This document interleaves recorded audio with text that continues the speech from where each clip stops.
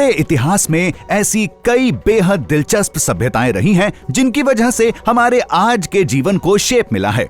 इनमें से एक था एंशिएंट रोम, एक वक्त पर एक आलिशान और फलता फूलता शहर जिसकी मजबूत नींव आज तक बरकरार है।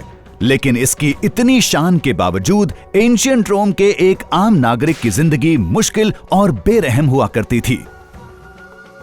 रोमन लोगों में कौन से अजीबोगरीब रिवाज थे? एक आम नागरिक का जीवन औसतन कितना लंबा हुआ करता था? रोमन लोग मनोरंजन के लिए क्या करते थे? आप देख रहे हैं क्या हो अगर, और यह है क्या हो अगर आप एंशिएंट रोम में रह रहे हों। मान लेते हैं कि आप 27 BCE यानी ईसा पूर्व से लेकर 180 CE के बीच कहीं पहुंच जाते हैं, मतलब रोम का सुनहरा वक्त। इसे लैटिन में रोमन लोग पाक्स रोमाना या रोमन पीस कहते थे।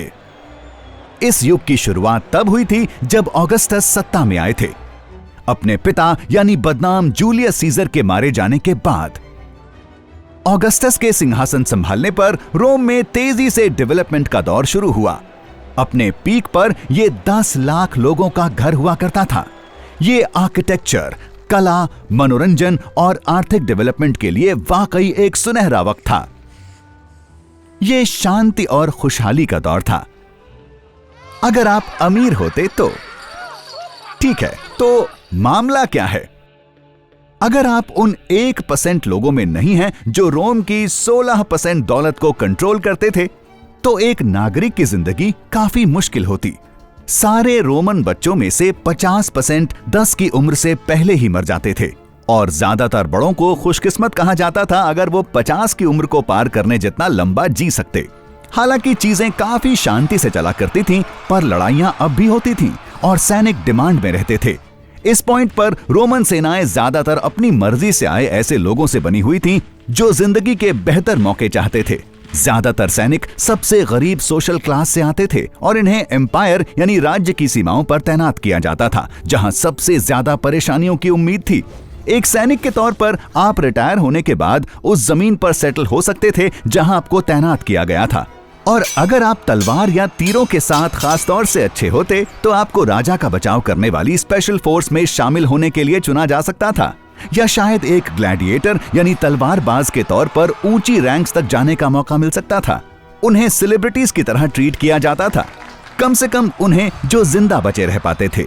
क्योंकि कई पुरुष सैनिक होने की वजह से घरों से दूर रहते थे, महिलाएं इस पीरियड में बेहतर पोजीशंस पर आ गई थीं। ये सिटी काउंसलर्स, वकीलों और टीचर के अलावा कई और रोल निभाती थीं। कुछ महिलाएं तो ग्लैडिएटर्स भी थीं। हालांकि घरों के पुरुष अब भी प्रॉपर्टी और फाइनेंस जैसे मामलों को संभालते थे। ज्यादातर गरीब लोग लकड़ी के सस्ते घरों में रहते थे। इनमें से कई शहरी स्लम्स में रहते थे जहां क्राइम बहुत ज्यादा था। आपको राजा ऑगस्टस की पुलिस फोर्स या कोहोर्टेस अर्बने शहर के कुछ हिस्सों में पेट्रोलिंग करती नजर आ जाती, लेकिन आमतौर पर गरीब इलाकों में कानून का पालन नहीं होता था और वो इलाके खतरनाक होते थे।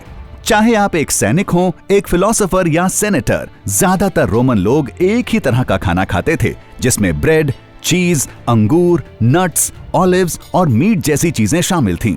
अगर आपके बजट में होता तो आप शहर में मौजूद कई बेकरीज में से एक कहीं खाने जा सकते थे।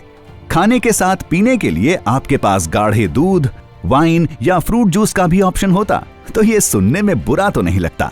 लंच के बाद कई रोमन लोग बाथ हाउस में जाकर तैरते, स्पोर्ट्स खेलते, नहाते या मसाज लेते, और डिनर बस कुछ ही घंटों बाद 4 या 5 बजे होता था।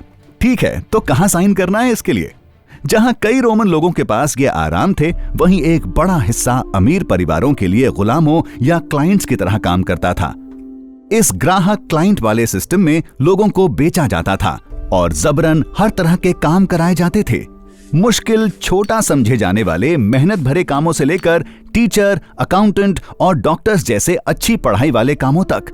अगर वो खुशकिस्मत होते तो ये ग्राहक उन्हें अच्छा डिनर देते और वो काफी सारा खाना लेकर घर जा सकते थे, और अगर ये बहुत अच्छा करते तो उन्हें आखिरकार आजादी भी मिल सकती थी।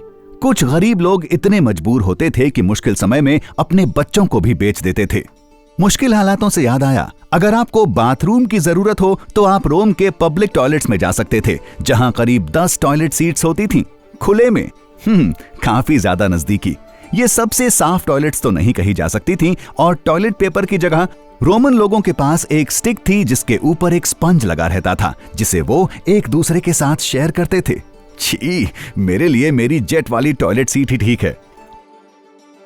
और सफाई की बात करें तो कई रोमन लोग इंसानों या जानवरों की यूरिन से सरफेसेस को साफ करते थे, इन्फेक्शंस का इलाज करते थे, और यहां तक कि अपने कपड़े भी धोते थे। यह सुनने में अजीब लग सकता है, पर यूरिन में मौजूद यूरिया टूटकर अमोनिया में बदल जाती है, जो कि आज की कई क्लीनिंग सप्लाईज में मौजूद एक ताकतवर क्लीनिंग एजेंट है। और अगर आपको मिर्गी की बीमारी हो जाती तो आपको ग्लैडिएटर का खून या लिवर लेने की सलाह दी जाती। शुक्रिया, लेकिन मुझे नहीं चाहिए। अगर आप थोड़े पैसे बचा पाते तो आप ट्रेजन्स मार्केट में शॉपिंग के लिए जा सकते थे, मतलब दुनिया का पहला मॉल। या अगर आप और ज्यादा जोश चाहते हैं तो सर्कस मैक्सिमस में चैरियट रेस कैसी रहेगी, या ग्लैडिएटर्स के बीच एक शानदार लड़ाई, या शायद थोड़ा थिएटर। और बजट से चलने वाले लोगों के लिए पब्लिक के बीच कई फांसियां भी होती थीं।